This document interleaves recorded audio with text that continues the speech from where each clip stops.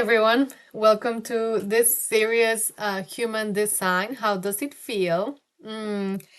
This is a series to talk about the different configurations in my human design chart so that you can contrast and compare with yours.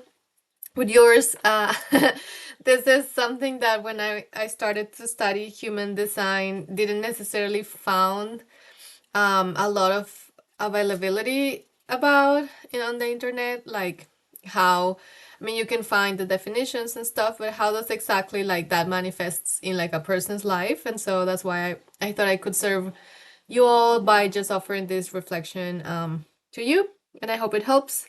And we have gone through all the energetic functions, and now we're going to dive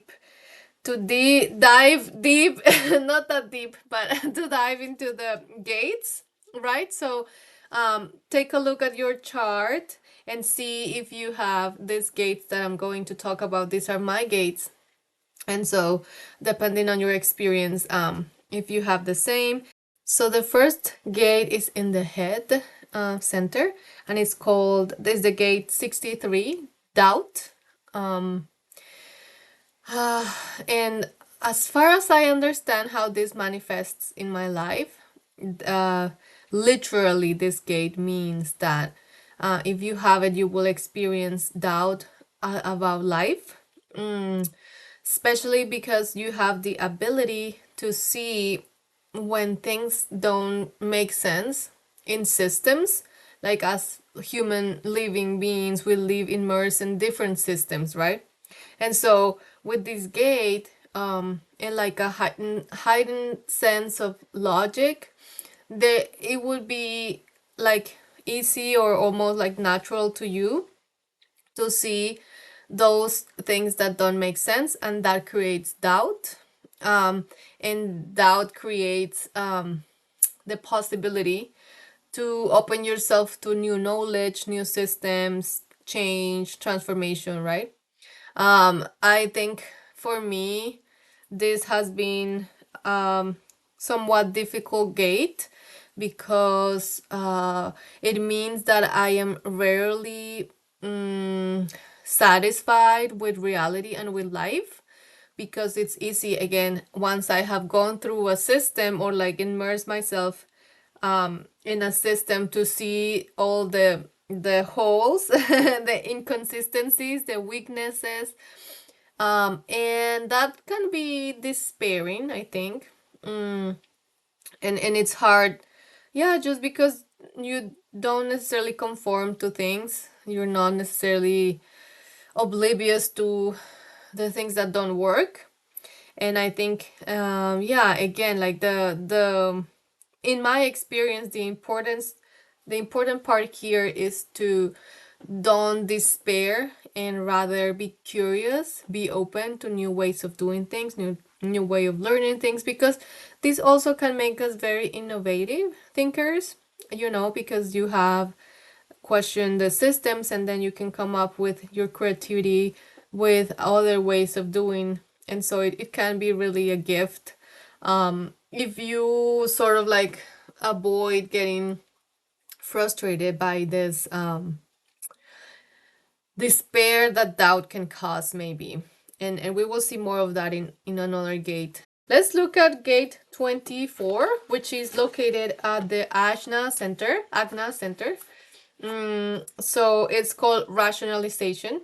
It's interesting. I related to my moon in Gemini because it has to do with intellectualizing your past, in order to, or your present, in order to kind of like solving a puzzle, to like conceptualize it and communicate it, right? So, and I say this, I relate this with my moon in Gemini because conceptualizing my experience is a way of soothing myself, which is very like typical of this kind of placement.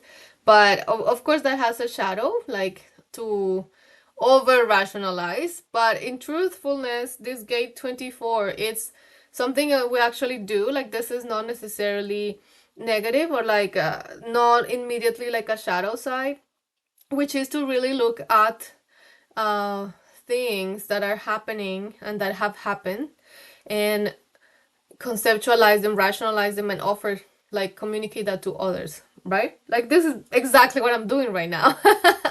This is exactly that, right? And so I feel like it's a gift, but I think the things that we might have to look at if you have this gate, is we will have mental pressure and anxiety, to have answers to, and it's related to the other one in the head, the 63, of like finding meaning, and like, that pressure, that mental pressure can be overwhelming, and sometimes, the answers take time to arrive to you.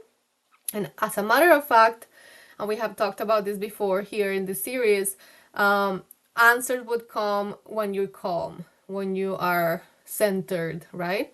So this gate means that you have this anxiousness, this desire to understand, formulate theories, concepts, communicate your findings about life, really, and I think yeah, and this comes with the need for you to be very centered and very aware that this is an anxiety that you don't have to respond to immediately. I think that also a beautiful part of this gate is that we can take inspiration and like hits of intuition, like, to and make them like a concept. So as before, we can be like very innovative thinkers and do connections or bring things down from the mental space in ways that might be surprising and inspiring, and igniting for other people. So I think the key here is to keep our minds, keep aware that we have that pressure, and let ourselves take whatever time needs to be taken to get an answer. And I think if we do that, it's just beautiful what can come out of this. I am 100% sure that this is also uh, it's a gate that a lot of gifted writers have, especially if they write nonfiction, as they are like processing and conceptualizing their own experiences and the experiences of their ancestors, their family. So it can be really beautiful, again, if we know how to kind of deal with the mental pressure, I'll say. Moving on to the throat center. So the next gate is the gate 62, called details. And I will say this is the gate of the teachers, the professors, the educators, because with this gate, we have the ability to explain complex and detailed systems in simpler ways for others, which can make us compelling speakers, strong speakers, and to express ideas in ways that others can kind of understand. And I think this has been obviously my career as a professor.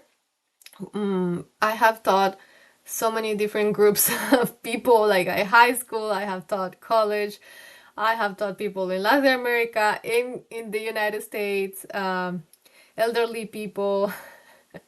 And I think this gate has been very beneficial for me. I think if there is a shadow side here, has to do with and I'm not sure well, maybe I have like a blind spot there, but the thing with this gate is that you might be over obsessive on details. I don't feel like I'm like that, but maybe my friends would say the opposite. And something about over preparing or like obsessing, if you're going to communicate something or if you're gonna do something, a plan or something, to over prepare or like over, yeah, get stuck in the details.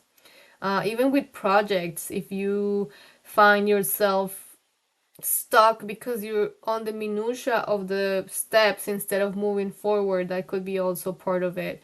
But in general, yeah, I feel like it's a great way of yeah, like it allows us to communicate, and I think that's a it's a beautiful kind of gift with this gate 62. That's how I have felt it personally. Yeah, I don't think I'm very detailed like in others. Some areas I'm not. Maybe more like rushed. So, but that might be because, as I told you last time, these all placements here in the human design chart are meant to be thought as a system, right? So I'm giving you this one by one as a way for us to start thinking about. But remember that you have to think of the whole chart as a whole and how everything connects with each other, right? So that's important for me to mention. I'm gonna say the last one, yeah, because we have time.